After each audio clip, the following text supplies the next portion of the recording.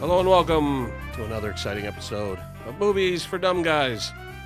I'm your host, Joe Johnson, and today I'm joined by Ryan Sharp. I can sing as well as Fred Astaire can act. And Denver Rochon from Comics, Beer, and Sci-Fi. Hey, how's it going, everybody? And Richie Rollins, What's that? also from Comics, Beer, and Sci-Fi. What's that in your hand? He's going with an obscure one. Just leaving it. Here's a little hint of our topic today. As most of you know, we lost a legend on September 6th. Burt Reynolds passed away at the age of 82. One of the biggest stars ever in movies. One of the top attractions. Was huge in the 70s and 80s and made a comeback later. One of my all-time favorite actors. When I was a kid, whenever there was a new Burt Reynolds movie in the theaters, it was a big deal. It was an event, and my family made sure we were there to see a lot of his movies in the theater when they came out. So we're going to pay tribute to the late, great Burt Reynolds, who, I don't know if many people are aware of this, was born on February 11th, 1936, in Lansing, Michigan. But he did not acknowledge that through most of his career. It was only later in his career did he acknowledge it. And his reason is that he wanted to be perceived as a Southern boy, a good old Southern boy, and didn't want people to know that he was born a Yankee. Tiger.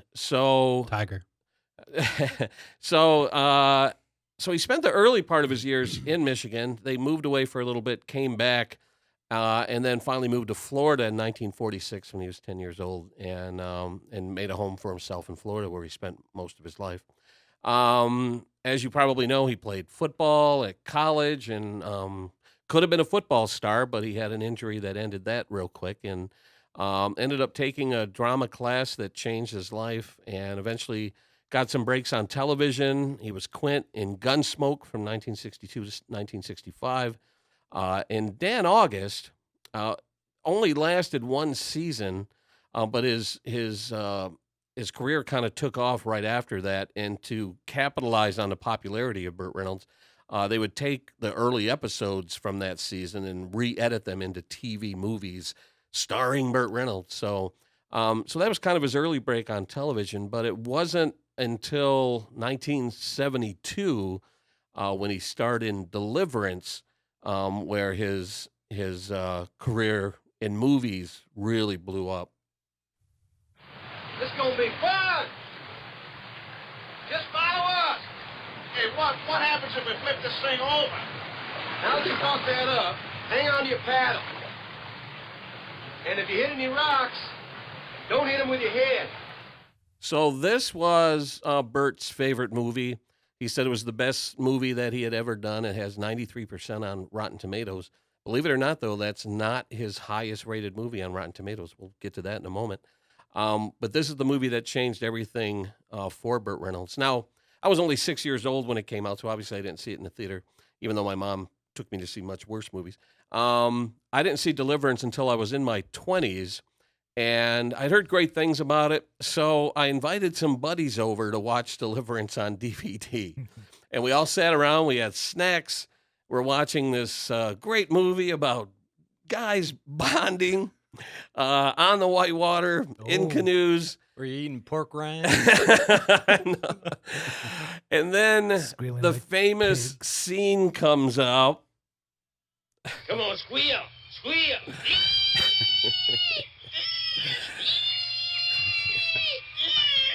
What's your favorite part of the movie? And my buddies were like, what the hell is this? What is going on? Now, I kind of knew it was happening, but it was far more graphic than I thought it was going to be. And my friends were pretty stunned. What you want to do with it? He got a little pretty mouth, ain't he?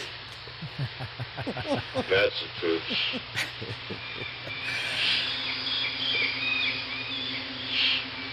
That was Ned Beatty, You're going right? to lose some friends, Yeah. big boy. Should have got an Oscar for And that you role. better pray good. Now, speaking of Oscars, the movie was nominated for Best Picture, but didn't win. And Burt actually takes responsibility for that, saying that before the Oscars rolled around, he had posed nude in Cosmopolitan, and he felt that that ruined the chances for Deliverance to receive the Best Picture Oscar. So he actually took credit for that. Ryan, do you have any memories of Deliverance? Have you seen Deliverance? I don't really, because I was, it's so long ago. Of course, it's an icon movie, though. It's everybody knows the quotes from it, even if they don't know where the quotes came from. People still use it, often, just as part of pop culture and stuff like that. So How can you not hear dueling banjos and think of Deliverance? you can't. I can't answer that because you can't. Denver, what's your thoughts on Deliverance? Well, like you, I saw it later in life, obviously, because of the mature themes. It's not really an appropriate kids movie. I saw it as a teenager. I was by myself, so I didn't have any awkward friend moments. That might be there. awkward too, though. Yeah. And I do think that it is, I agree with Burt. It is his best movie by far for me. Although I hesitate to call it a Burt Reynolds movie because he wasn't ensemble technically picture, the star. But I love the movie. I love him in it. I just think, it's one of the all-time great movies. And I like him more as a dramatic actor myself. I mean, he did a ton of great comedies.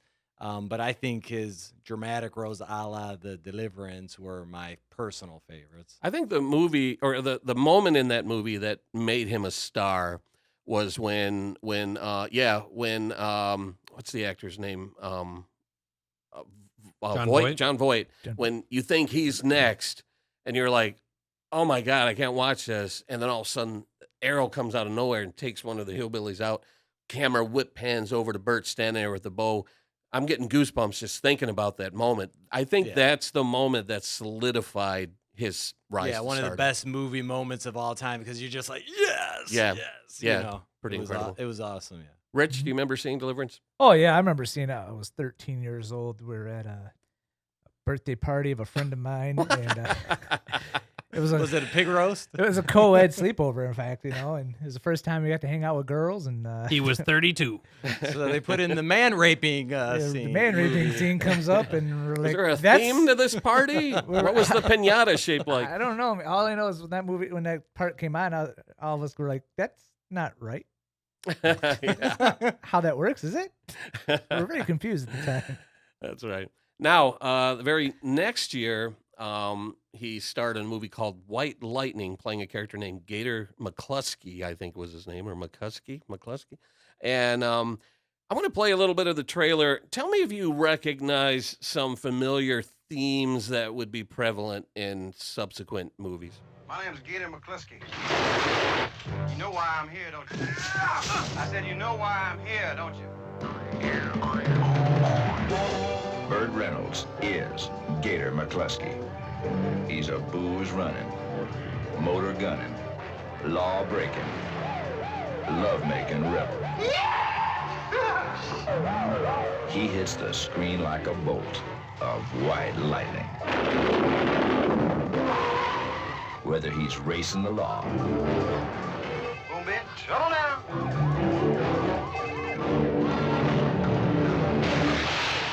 or chasing the ladies. I don't believe in fooling around none. If you want to just say so. Gator's the fastest thing alive. Huh, sounds familiar, doesn't it? Yeah, it could be like, I don't know, the Dukes of Hazzard. Well, I think I read somebody say that we never would have gotten Dukes of Hazzard if it wasn't for Burt Reynolds. White Lightning is what kind of started his anti-authority, running from the cops. That kind of defined his persona. And then he brought back the Gator McCluskey character for Gator, which he also directed, and that was a couple years later in 1976. So White Lightning kind of kicked off that part of his career.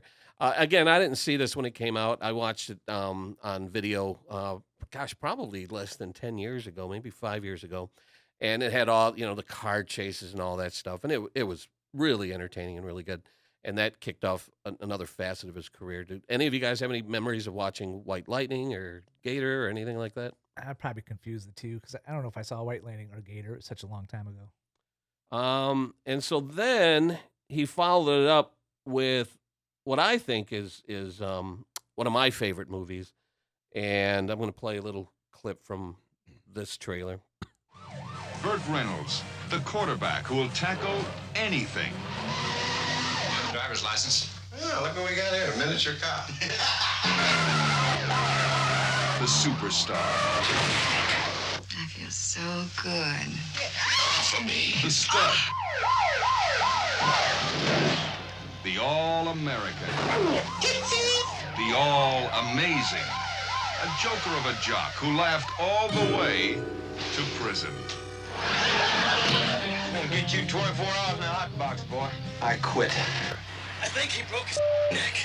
I think he broke his I told you I broke his The Longest Yard. Great movie, really entertaining. I watched it again recently, and it's laugh out loud funny. Has so many quotable lines. I remember, I broke his freaking neck was kind of a catchphrase after it came out. Absolutely love this movie. It's actually pretty popular. It's got 81% positive on Rotten Tomatoes. The remake, however, which came out in 2005, which Burt also made an appearance in, only got 32%. And so why is that? Why would the remake get so much less positive feedback than the original? And I think it has a lot to do with Burt Reynolds. Burt Reynolds made The Longest Yard. Ryan, did you see The Longest Yard? Yeah, I did. I'm a sports guy, so of course I'm going to check out The Longest Yard. I don't remember when the first time I saw it was, but I remember I liked it. I think that maybe, I don't know, it's hard for me to describe what I'm trying to say here with, I don't know if it's necessarily Burt Reynolds not being in it that made the second one not good, or if it was because we identified Burt Reynolds. Like, it's hard to remake something that classic. Right. So I think maybe because of him not being in it, but because he was in the first one. A problem with the sequel, too, is that, Burt Reynolds was a college quarterback, and he was believable as an NFL quarterback. What's his name? Sandler. Sandler. You don't buy him as a professional quarterback? I think he was a more buy him as convincing an actor. water Hey, boy. Adam Sandler has been a football god, okay? Water boy. So Also Bobby Boucher. That was definitely not an Adam Sandler role. right, That was exactly. definitely not. Denver, Wait a your minute. thoughts Adam Sandler can play on anything. on Longest Yard? Yeah, it seemed like that was one of the movies that was always on cable growing Right. up, Yes. and as a teenager. And so I think I must have seen that movie a dozen times, just not from start to finish, just a little bit here, a little bit there. And I just want to go on record, and this might be highly controversial, but I think Burt Reynolds is much better mustache-less, a la Longest Yard. So I think that might have been one of his last movies where he didn't have a mustache in. So No, God! No, God, please, no! He actually started off with the mustache, and then they shaved it off when he went to prison. in the prison, right? Yeah. Yeah. Well, he is no Tom Selleck. I mean, But you got to admit, he's probably the most memorable mustache in movie history. Well, that's Can why I you- said it's Hold on, controversial. hold on a minute. I'm gonna go with my most memorable chest hair in movie history. Yes, That's why I decided to grow chest hair is because of Burt Reynolds. I think the only other person who can compete for greatest movie mustache would be like Sam Elliott. Sam Elliott has that great Sam mustache. Elliott, yep. But You're just throwing Burt's- Tom Selleck right out of it. You're not Man. gonna put him in there. Well, Well, more he than didn't do a lot of TV, movies. He did, yeah. 3 Men and a Baby, but he was more known for Magnum P.I. But, yeah, you definitely got to say greatest mustache in movies. So at this point, his career is taken off. He's becoming a regular on The Tonight Show and making the talk show circuit. And he was achieving a level of success even prior to the movie we're going to be getting to in a little bit, to the point that when Silent Movie came out, Mel Brooks' Silent Movie in 1976, he appeared as himself in Silent Movie, where they did the classic shower scene where they're trying to recruit him for the movie, and he's in the shower, and then you see these hands come up and they start washing him, and each character pops up into the shower with him until he breaks out in the scream at the end. So even prior to his big breakout role coming up, he was already a star at this point.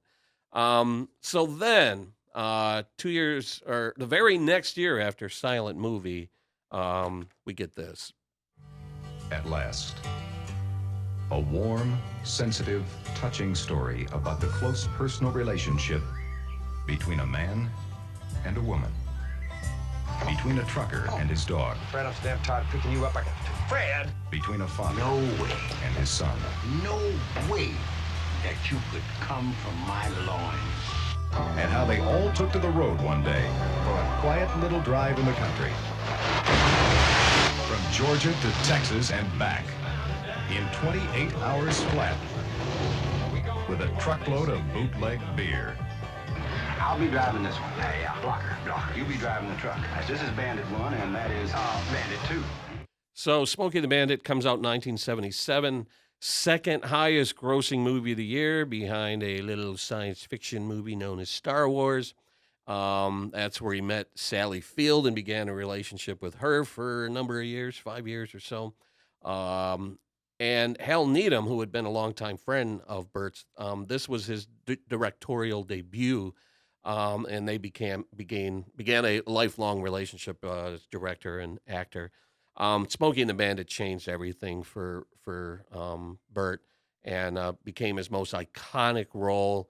The look with the cowboy hat, the 77 black Trans Am, definitely my all-time favorite Burt Reynolds movie. I could quote just about every line from this movie. I've seen it multiple times. On the 40th anniversary of the film, they re-released it on the big screen, and I sat there with a live audience for the first time in decades, listening to everyone around me, just laughing out loud and cheering when Burt appears on the screen and cheering when Jackie Gleason appears on the screen. And it's a classic. It's one of my all-time favorite films ever. Ryan, what are your thoughts on Smokey and the Bandit? Never heard of it. No, it's obviously it's a classic. You can't get away from Smokey and the Bandit. It throughout history, people, it reverts back to it. Made many people fans of driving and cars in general. Definitely, I think it put Burt on the map. For me, that was kind of the first, okay, that guy's cool moment. So I saw Smokey and the Bandit before I saw like Longest Yard and things like that. So that was when I was like, this guy's cool. I want to be like Burt Reynolds. Yeah, and he continued his anti-authority, anti-cop persona. And in the movie itself was great. Not only, I know we're talking about Burt Reynolds, but the cast of characters were great. Sally Field was great. Gleason was great. Everybody was, it was perfect.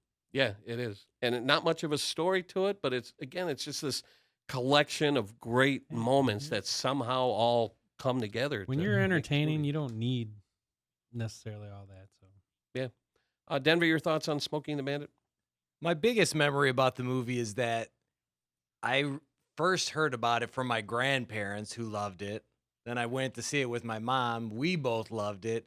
So it just goes to show you how popular and widespread the fandom was for it. If you can get multiple generations of people with different interests and backgrounds, I didn't have much in common with my grandparents, but the fact that we could both quote the lines and recollect the incidents and moments from the movie just goes to show you that it's one of those all-time classic great movies. And I've seen it a million times since then, and just can't say enough good things about it. Sadly, the sequels just do not live up. The second one, even though he came back with Sally Field, transporting a pregnant elephant across country, like how do you follow up the first one with that storyline? And then they do a third one where Burt doesn't even appear. You got Jerry Reed dressing up as the bandit running across country. So it's a shame those two sequels tanked, and I don't want to say they tarnished the reputation of the first one, but the first one stands alone, and I can't even bring myself to watch the sequels. Rich, what are your thoughts? I saw it, much later in life because I was only 2 years old when it came out. But it was one of my favorite Burt Reynolds movies when I was a kid. And I remember hearing stories of my grandfather working in Pontiac in the helped build the Trans Am and how busy they were right after that movie came out.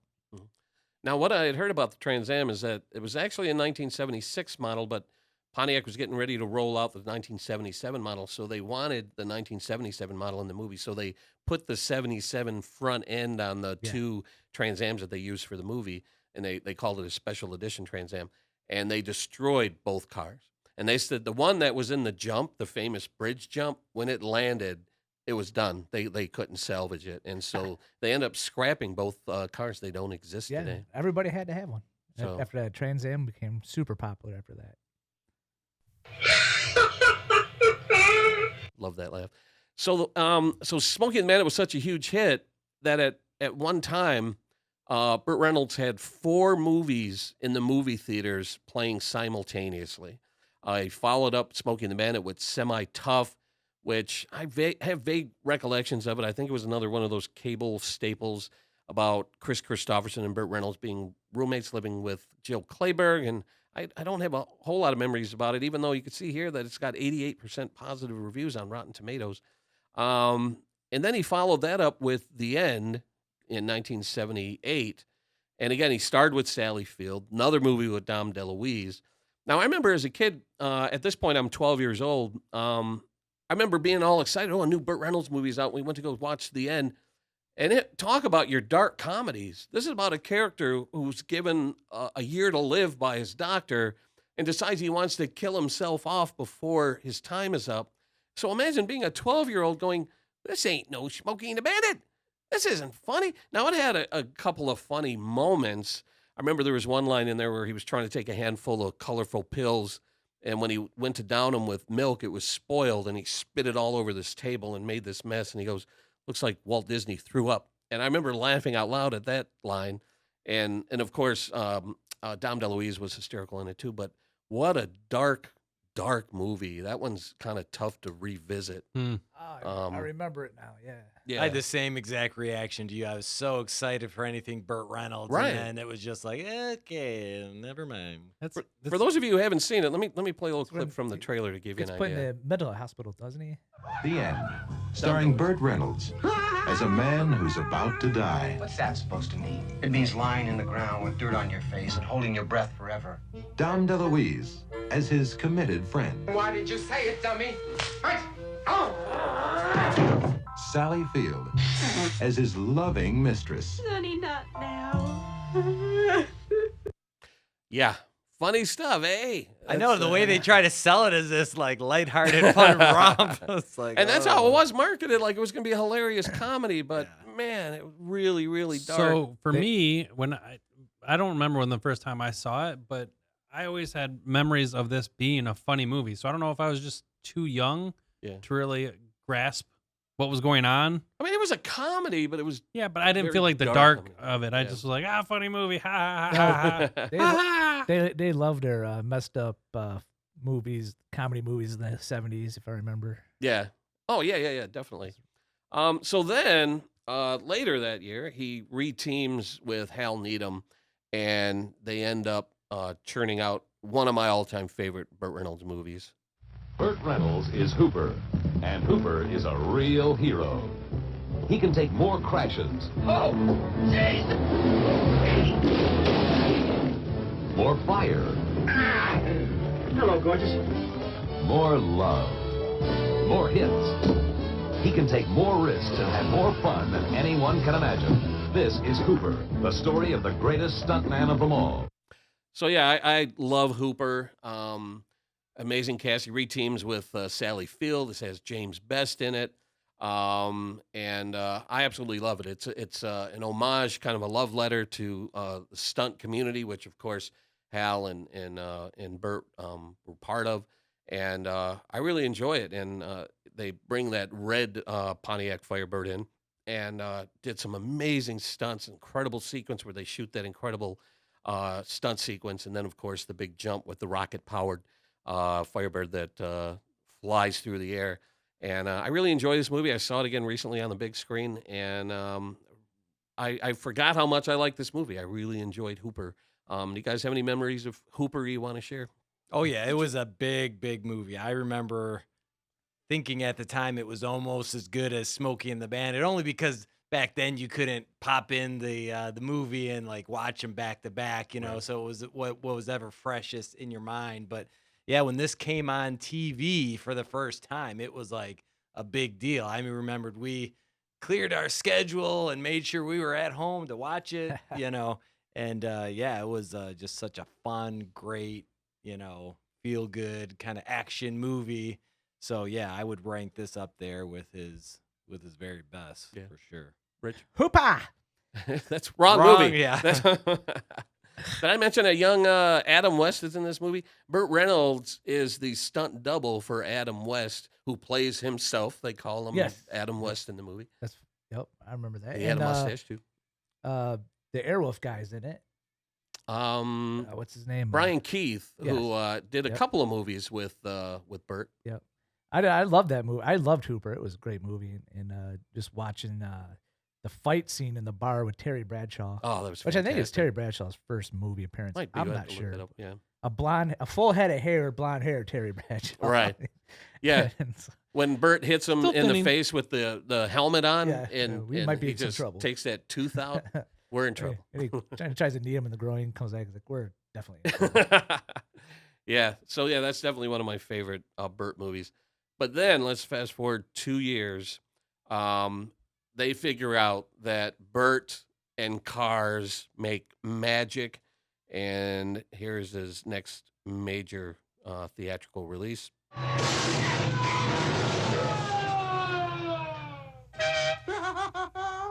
This is the story of an average guy and a beautiful girl. Hi. Don't tell me your name. I'll just call you Beauty.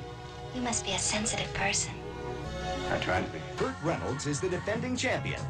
Are you one of those volleyballers? Cannonballs. Come on, faster! Cannonball Run, the only movie to get over 200 tickets before it even opens.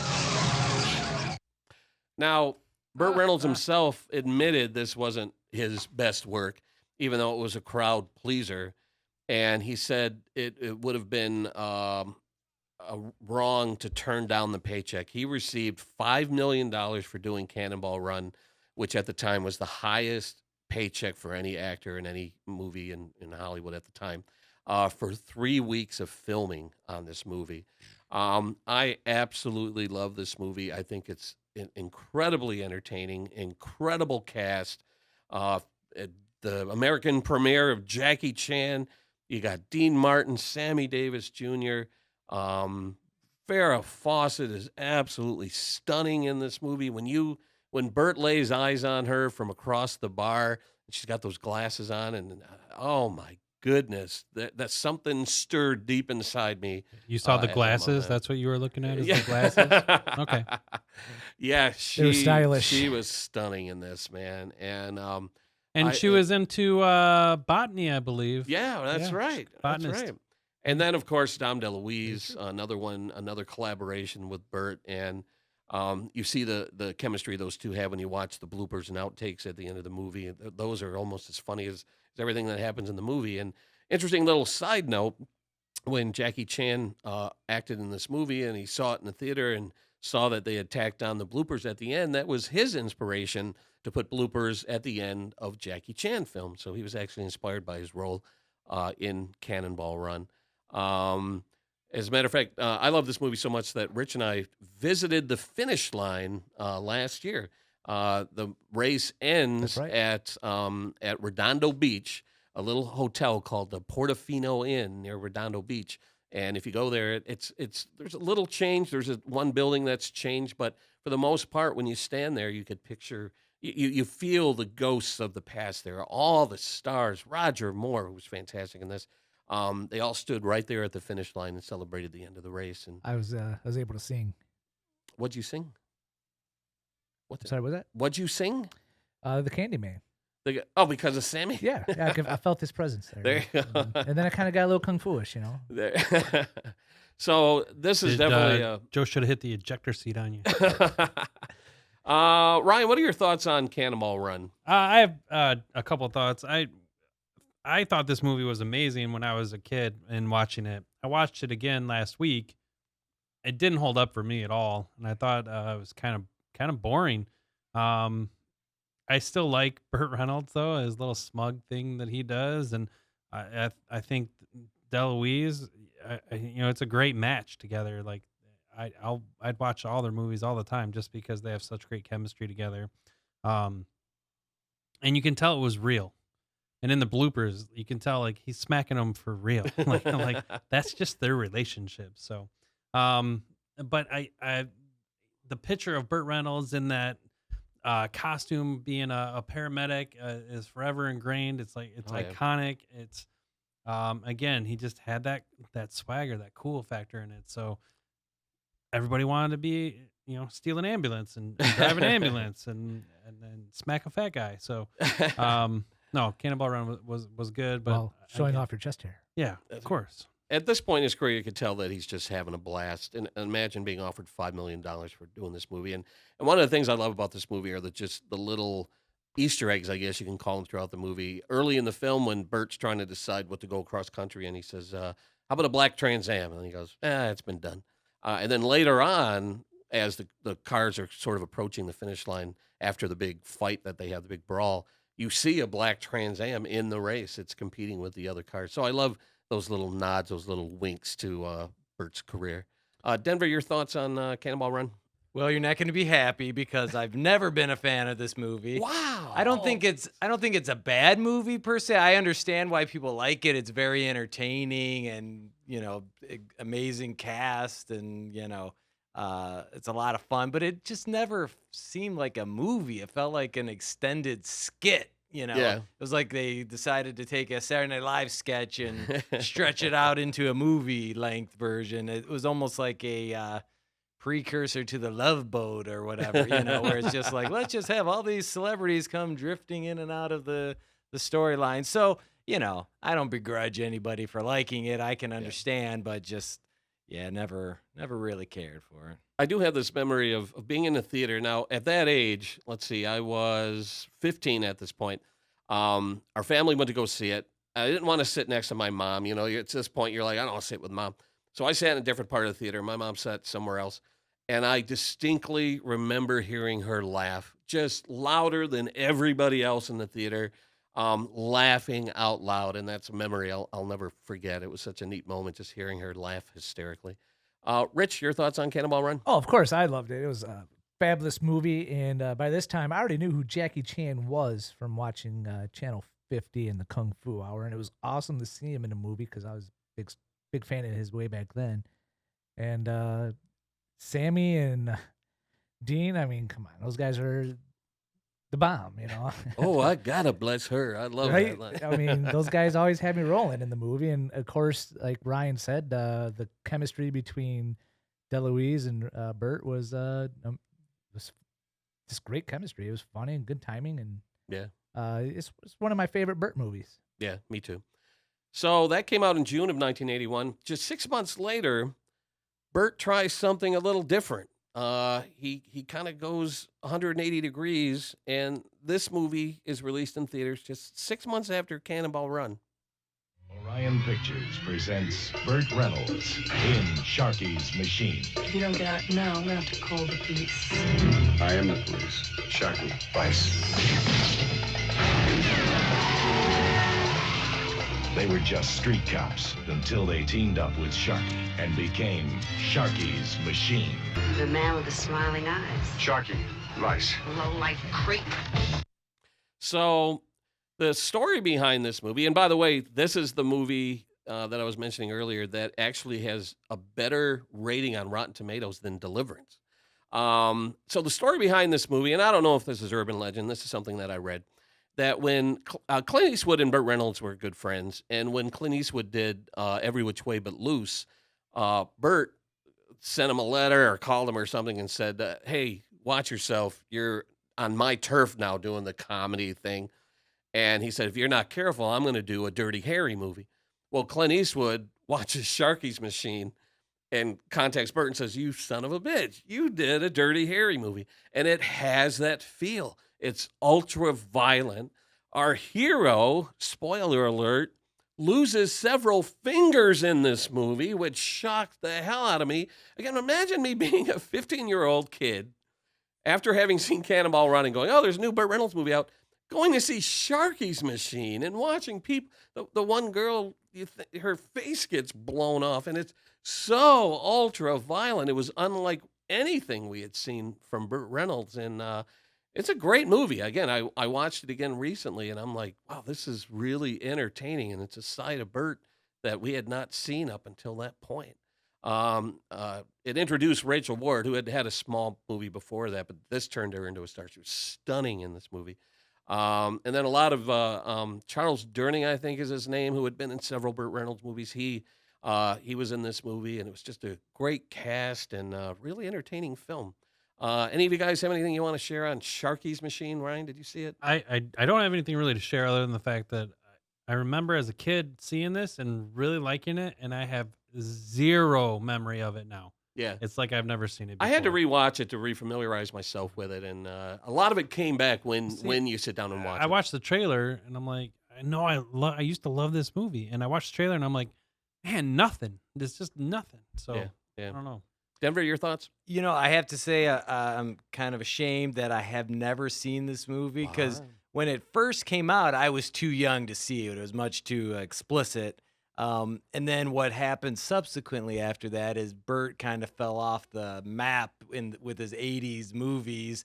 And that was really when I was coming of age. So I always kind of was like, Burt Reynolds is kind of a has-been loser. So I never really caught up on his filmography. And that's just one of those that has fallen through the cracks. But it's my kind of movie, so it's like I got to definitely check that one out. I have it on DVD. I'll have to loan it to you. Yeah, definitely. Rich, you have any memories of Sharky's Machine? No, because I missed this one. I've never seen it. But I do remember my parents always talking about loving it because my dad was a big Burt Reynolds fan, and he'd go around, running around, Sharky's Machine. Yeah.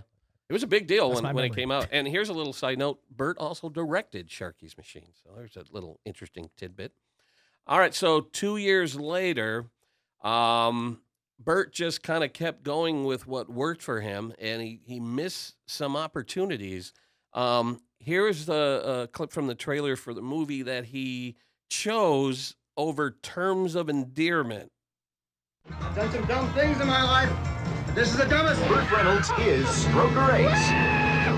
And it's going to take Ned Beatty, Jim Nabors, Parker Stevenson, Bubba Smith, and Lonnie Anderson to put him in his place.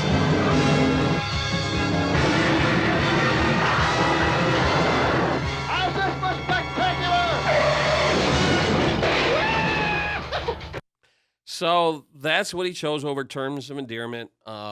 Jack Nicholson got the role, which led to an Oscar win. Meanwhile, Stroker Ace has 20% on Rotten Tomatoes. Burt said that he had a debt to Hal Needham and did this movie for Hal Needham as a favor. And Rich, I know you said you'd like this movie, but I think it's one of the lowest points in Burt's career.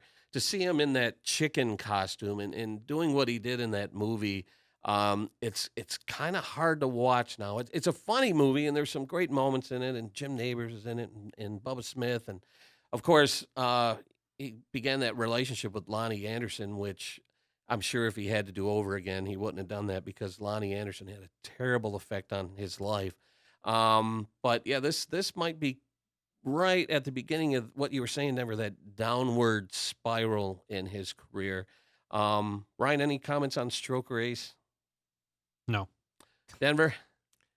No, you could fast forward to like the mid-90s as far as I'm concerned with Burt here. Well, I'm going to give Rich a chance to talk about why let me tell you likes about Stroker Ace. It actually turned me on to NASCAR racing at that age. I was just a young kid.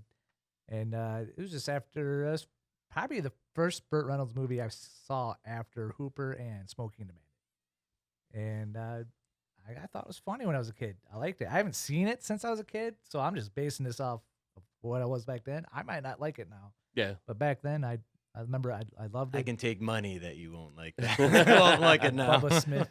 I have it on video. I'm going to have to rewatch it. I haven't watched it recently, but I'll give it another chance. So after Stroker Ace, his career's on a downward slide. The powers that be decide they want to rejuvenate his career, so they team him up with Clint Eastwood, and they do a movie called City Heat in 1984. and 20% again on Rotten Tomatoes. It's set in the 30s. It's like this gangster comedy, which is, you watch the trailer. I don't have a clip here, but you watch the trailer. It just looks awful. And how do you mess up Burt Reynolds in Clint Eastwood on the same movie? Now, one of the reasons I Put 'em in the included same movie. one of the reasons I included this movie is because there's a story that goes along with it, that during a fight scene in the movie, a stuntman was supposed to hit Burt with a breakaway wooden chair.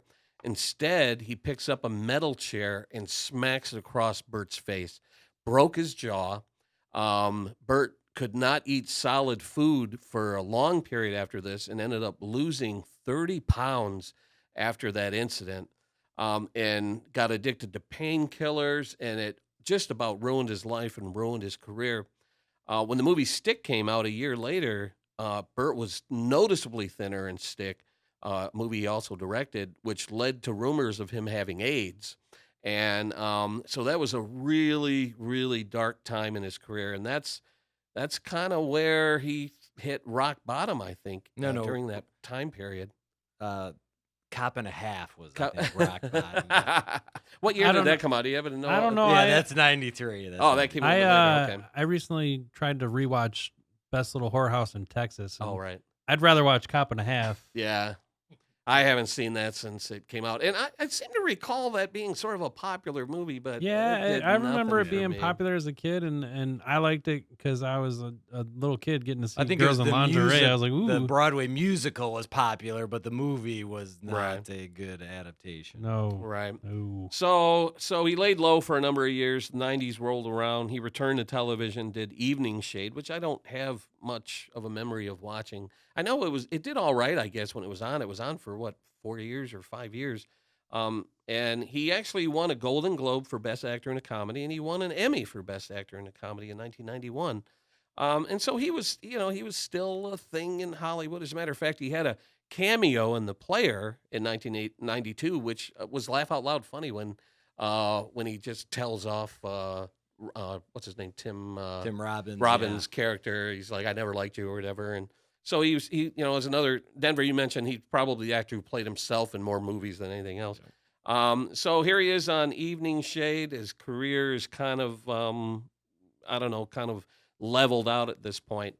And then Boogie Nights rolls around, 1997. He plays the role of Jack Horner. Now, he's quoted as saying that he turned the role down 7 times before he was finally convinced to do it. And when the movie came out, he fired his agent. He hated the movie. He hated the experience. He thought the movie was garbage. Little did he know that he would be nominated for an Oscar for Best Supporting Actor and win the Golden Globe.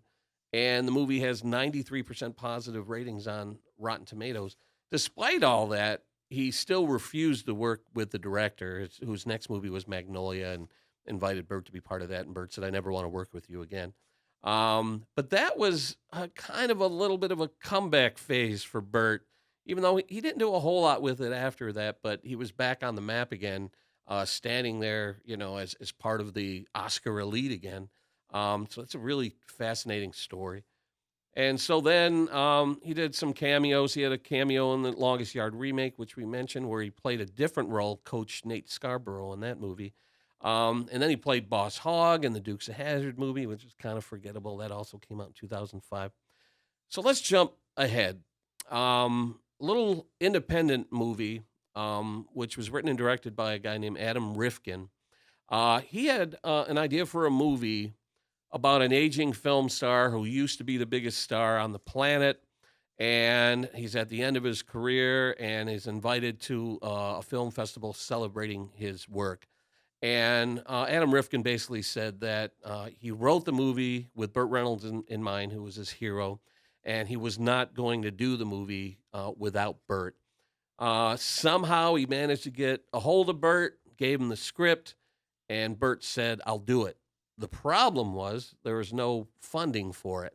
So it languished for like 5 years or something until it finally found a producer. And it was released officially in 2017, even though on a small scale. Let me play a little bit from the trailer. He will be presented with a Lifetime Achievement Award. So what? What the hell is this? This is the festival. Welcome to Nashville. Oh my gosh, Mr. Edwards, I can't tell you how excited we are to have you here. How are you? Thank you for coming to the film festival. Let's get you over to the red carpet. You are the only one stupid enough to show up. The #1 box office star for 5 years in a row. 6. 6, I'm sorry. The Hollywood Critics Association awarded you Best Newcomer of the Year. That's the only time I ever agreed with a critic. So he plays a character named Vince Edwards in this movie. They should have just called the character Burt Reynolds, because not only did they use photos of a young Burt Reynolds, but they actually used clips from Burt Reynolds' movies and TV shows in this. So he was basically playing a fictional version of himself in this movie. So if you guys will indulge me for a moment, I have a little story I want to share. So back in March of 2018, I get a text from a good friend of mine who got me into video production, helped me start my career in video production. She had a career as a teacher in the Bloomfield schools. And she sends me a text and says, you're a Burt Reynolds fan, aren't you? And I said, yes, of course. Now, let me backtrack a little bit. Burt had made a rare public appearance in Pittsburgh in 2006 or 2017, where he was going to be signing things. And I wanted to go so badly. I wanted to say, I met Burt Reynolds. And my plans fell through. Everyone backed out, plans fell through, and I didn't make it to Pittsburgh. And I'm like, man, Burt's getting up there. I hope I have another chance to meet him. So I get this text from my friend, Donna Learmont. She says, you're a Burt Reynolds fan? I said, yes. She said, well, one of my former students from Bloomfield schools produced The Last Movie Star. And they were having a premiere in Hollywood in March of 2018, and she invited me to tag along. So it was short notice. We only had a couple of weeks to prepare. So I had to get time off, had to get cheap airfare. She ended up booking a bed and breakfast right off of Hollywood Boulevard in Hollywood. So we fly out to Hollywood, spent the week out there, and the day rolls around where the premiere was taking place. So we basically walk over to the Egyptian Theater, and the red carpet is out. All the cameras are lined up, and it was my first premiere, like actually taking part in a movie premiere. It was pretty exciting. And so the first celebrity to show up is Chevy Chase. He has a small role in the movie as Vince's agent. So he goes through the gauntlet of cameras and reporters, and then has a seat at the end of the red carpet. And some of the other stars walk the red carpet, and then Burt shows up. And he has a cane. He's kind of hunched over a little bit, looked a little frail, a little gaunt. But as you watch him interact with people, you realize that he's still sharp, he's still charming, he's still Burt, he still has it. So I snapped some pictures of him on the red carpet as he met with reporters, and then everybody's ushered into the theater to watch this movie. So I'm sitting there, absolutely love this movie. If you haven't seen it, I really, really recommend it. Keeping in mind that it's an independent film, but the watching Burt kind of take a stroll down memory lane and seeing the camera, these close-ups on that aging face, it's heartbreaking, it's sad, but it's uplifting, and it's a feel-good movie, and it's just really, really entertaining. So I this may surprise you guys, but I cried a little bit at the end. And so the movie lets out. We come out of the theater. We're all standing in the lobby talking about how great the movie was. And of course, Burt did a Q&A after the movie with the cast, which was awesome. And so now we're in the lobby. We're all standing around. I turned to Donna. I thank her. I said, I just don't know how it can get any better than this. And the producer, Neil Mant, who I should mention, comes over and says, oh, the night's not over. We're going to the after show party. And I was like, oh, okay. I did not even know that was going to happen. So we walk out of the theater. We cross the street. We go to some club. Name escapes me. Walk in. There's Burt sitting in the corner on this padded bench with Marilu Henner, who was his co-star on Evening Shade. And he's sitting there greeting everybody who comes in. So as they're ushering us toward Burt, on the off chance that I was going to have some one-on-one time with him, I brought a Smokey and the Bandit die-cast car with me and a Sharpie. So I kind of get funneled over to Burt, shake his hand, tell him how much I enjoyed the film, hand him the car and the Sharpie. Without question, he pops the cap off, signs it. Love ya, Burt Reynolds, hands it back to me. And I almost wept. I mean, that was just an amazing moment. Shook his hand again, told him how much of a fan I was. And he thanked me, and I stepped aside as the next person stepped in. So I make my way around the club. I go have a seat on the bench, and I'm sitting just feet away from my hero, my idol, Burt Reynolds, and I'm just watching him interact with people, and I'm just in disbelief. I'm just in awe, and I'm texting friends going, I'm sitting just feet away from Burt Reynolds. Like, I couldn't believe it. It seemed like a dream. And one guy who I was chatting with, he kept looking over at Burt, and the night was, a little bit, it was getting a little bit late, and I didn't know how much longer he was going to stick around. So the guy I was chatting with said, I just got to go say hi to him. So he goes over to him. I strike up a conversation with somebody else. The guy comes back. He's just all smiles. He says, you're not going to believe this. He said, I went over to him. I said, look, I don't want a picture with you. I just want to shake your hand and say how much I enjoyed your work. And Burt said, no, I insist on a photo with you. And so he had somebody take his camera, take a picture with the guy. And I thought, that's pretty amazing. So fast forward a couple of days. I mean, that was just one of the greatest nights of my life. Fast forward a couple of days, the same theater, the Egyptian, is doing a screening of Burt Reynolds' movies, Smokey and the Bandit, Hooper, and Sharky's Machine. So my friend Donna and I said, well, let's go check out Smokey and the Bandit. So we go back over to the theater. At this point, there's a Bandit Trans Am parked in the forecourt of the Egyptian, which I actually played a role in getting there. I contacted some people, let them know this was happening. They made arrangements to get the Bandit Trans Am parked there. So I met the owner. We chatted. He said the car had been used on the Oscars with Seth MacFarlane. There was a little skit they did with Sally Field. And he showed me how Sally Field had autographed the glove box in gold pen. And he said, it's my dream to meet Burt Reynolds, have him come over to the car and sign it. He goes, do you think it would happen? And I said, yes, I do. I said, after what I saw at the premiere and everything, I said, I guarantee you Burt's going to sign the car. So we all go in. Smokey and the Bandit's playing on the screen. And with about 20 minutes or so left in the movie, the owner of the car and Nate, who heads up Star Car Central, they get a text and they get up and they take off. And so I'm watching the film. A couple of minutes later, the exit in front of me to my right opens up and Burt Reynolds walks in. Now think about this. I'm staring at the screen watching Smokey and the Bandit, and there's Burt standing there looking up at himself on the screen watching Smokey and the Bandit with us. And that's the moment where I thought I was dreaming. That was so surreal. Like, whoever thought that would happen in my lifetime? So we watched the last 20 or so minutes of the movie. It ends. He goes up to the front of the theater, sits down, and does a Q&A with the audience. And people were yelling out questions from the crowd, and he was being flirty. If a woman asked a question, he would flirt with the female, and I'm like, this guy's the real deal. This guy is absolutely incredible. So he sat there. He did the Q&A. He ends up leaving. I look at my friend Donna. I said, you want to wrap things up? And she said, no, let's stay and watch Hooper. So we stayed and watched Hooper. So after Hooper, now it's getting pretty late. We leave the theater, and I text my friend Nate. I said, where'd you guys go? What happened? He says, you're not going to believe this. He says, when Burt arrived for Smokey and the Bandit, he saw the Trans Am sitting in the forecourt, went over to the car, met the owner, sat in the passenger seat, and signed his name in gold next to Sally Field's name on the glove box. And he said it was just the greatest moment of his life, the owner of the car did. And I thought, wow, that's awesome.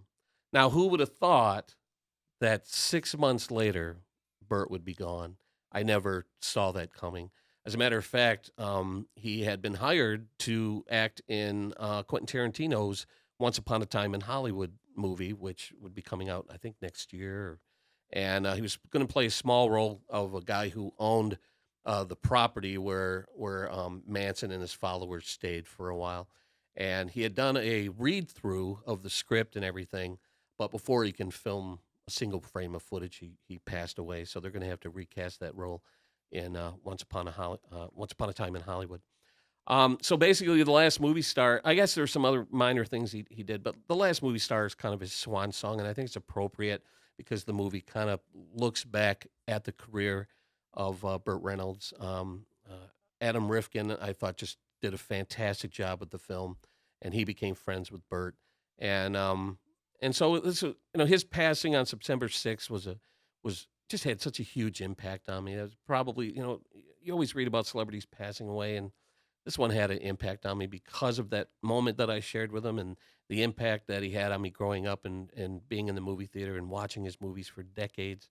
So with the last few minutes that we have left on the podcast, I want to kind of go around the table. And Ryan, any thoughts on the passing of Burt Reynolds and the impact that he had? For me, it was, I wasn't as big a fan as you, but he was always there. He was always part of Hollywood, whether it was in good movies, bad movies, the media with Lonnie Anderson, the talk shows, Johnny Carson appearances. He was always around, and he was always, like I said, had that swagger and was that cool guy. And other people took note. Adam Sandler, we mentioned him earlier with the Longest Yard. There's this clip from Happy Gilmore where Shooter McGavin is coming up in a limo, and Adam Sandler's like, Whoa, must be Burt Reynolds or something. right? So he sees a limo, and it must be Burt Reynolds, They kind of poked fun at him in Wedding Singer with, I can tell you two will be together forever, like Burt and Lonnie. So whether he was in the film or not, his name, his presence has always surrounded us. And I was really sad when he passed. It did affect me a little bit more than some other people, and I can't explain why. Mm-hmm. I don't know why. I just think it was like somebody that you felt like you kind of knew. It seems like every decade has an actor that kind of embodies that decade or defines that decade. And I think Burt Reynolds in the 70s are just, they're intermeshed, they're interwoven. He was But that's such why a big it's so part of weird that. for me, because that wasn't my era. Yeah. That wasn't my decade. So Yeah, you always knew who he was. Denver, your thoughts on the passing of Burt? I have mixed emotions. I told you, when you asked me to fill in for Tim, that I wasn't the biggest Burt Reynolds fan, only because, I think there was an incredible missed opportunity. I thought he was just an amazing, dramatic actor. Yeah. And had he pursued that, he was obviously one of the biggest movie stars of all time, but I think he could have been one of the biggest, most memorable movie actors of all time. Here's And some I think of he just kind of missed the mark with that. Yeah, well, here's some of the roles that he turned down: James Bond, John McClane in Die Hard, McMurphy in Cuckoo's Nest, which you could imagine, and Han Solo. These are roles he turned down, but he still became Burt. Rich, your thoughts on Burt? I liked Burt from way back in the days of Gunsmoke when he was playing Quint. I got to watch all those episodes again this week, and he was a good dramatic actor, like Denver says. And the fact that made most of his living off of comedy was great, because comedy is hard, and that shows his talent. Feel like we kind of missed out on potentially some really, I want to say almost Paul Newman type stuff, Yeah. But it's the movies that made Burt who he was and made him that carefree, anti-authority rebel who just didn't give a crap about anything. I think it was like a typecast thing. That's slowly coming to an end. So, all right, thanks, guys. Thanks for indulging me on this Burt Reynolds tribute. And we will see you again soon on Movies for Dumb Guys.